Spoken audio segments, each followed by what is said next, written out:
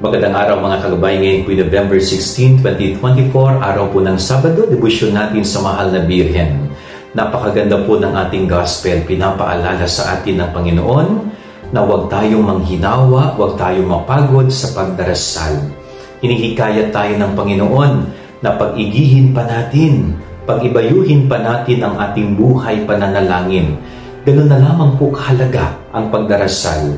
Dinirinig ng Diyos ang ating mga hinaing at panalangin mabuti.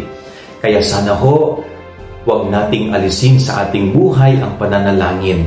Pagkagising natin sa umaga hanggang sa pagtulog natin, sana ho naaalala natin palagi ang magdasal. Huwag kalimutan na manalangin. Huwag nating palilipasin ng isang araw na hindi man lamang tayo nagdadasal.